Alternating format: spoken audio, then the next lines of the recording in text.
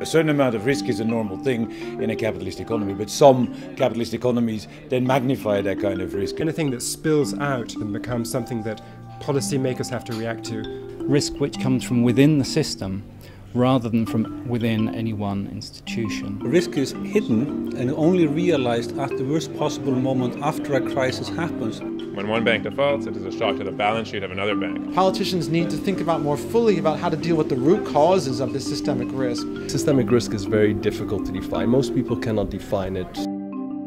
We attract practitioners from the private sector, practitioners from the public sector, regulators as well as academics, and we engage in exchange of ideas. The role of insurance in systemic risk is still to be understood. We should do something about reducing the number of intermediaries. We haven't paid enough attention to the role of courts and judges in mitigating, at least in the financial markets, systemic risk. We are always facing crises. 2008 was not unique, so we need systems that can absorb the shock. One of the key insights we're working towards is a better understanding of the mechanisms that drive systemic risk. It has a political dimension, legal dimension, a financial dimension, and you cannot understand systemic risk without considering all these fields together.